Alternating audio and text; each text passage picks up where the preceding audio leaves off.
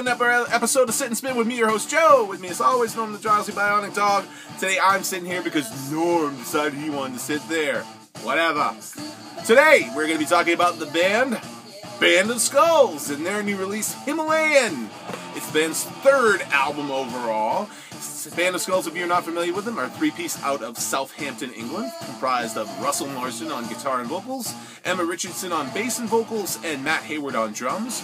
Usually they do a pretty good job of evenly splitting up the lead vocals between Russell and Emma, but most of the time they also sing together in this kind of dual lead harmony, which is very distinct and unique, and that's one of the things I quite like about them.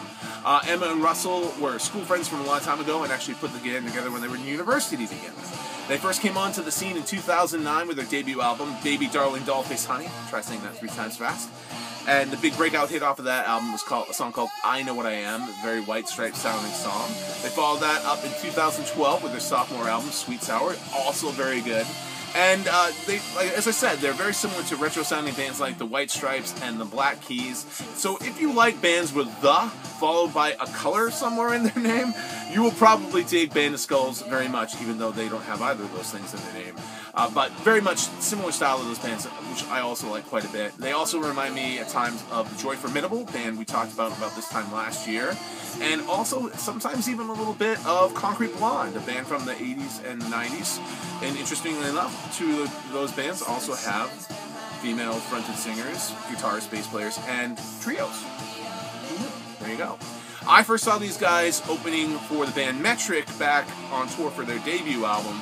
And the only song I'd heard from by that time was I Know What I Am, and I really liked that quite a bit, but they completely blew me away live. I'd never heard of them, became a huge fan of them afterwards. Himalayan, their latest album, is so good that, man, I could go on and on and on and on and on for hours about this record. There's just so much to like on this album. It's very much become it's in my top 5 albums of the year so far.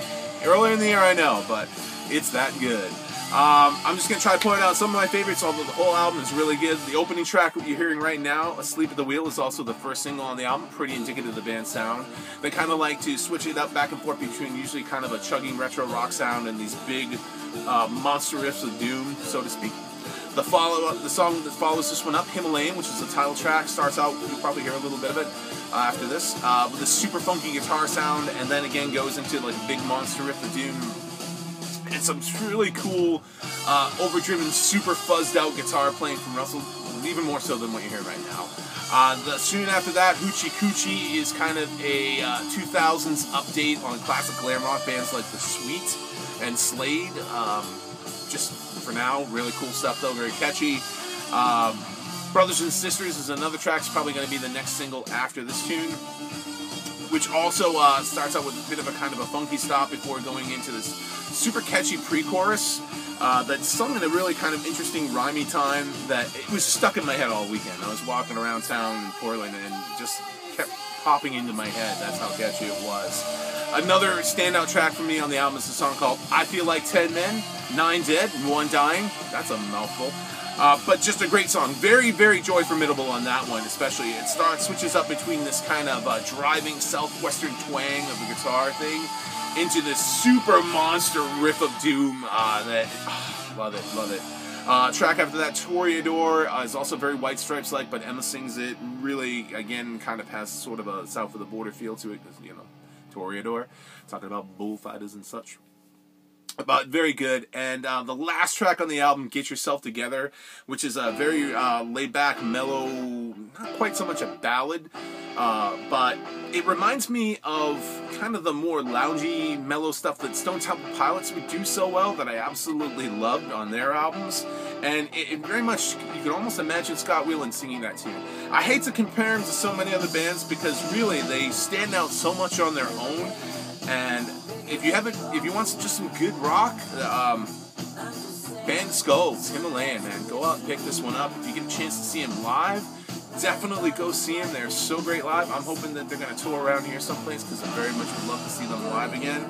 But definitely, in my top 5 records of this year already, Band of Skulls, Himalayan. Go and check it out for yourself. It's awesome, awesome stuff. So that's all I've got for this week. A lot of great stuff came out today, so I'm going to have plenty to talk about over the next couple of weeks. So thanks for tuning in. Be sure to tune back in for some of that stuff. Thanks for me and Norm the Drowsy Dog. Hopefully you're also checking out my good friend Scott over at Righteous Vinyl, as well as the fine fellas over at Riff of the Day, Gino, Sean, Mello, Pete, Jorman, Greg, occasionally me, occasionally Scott, occasionally some other great people.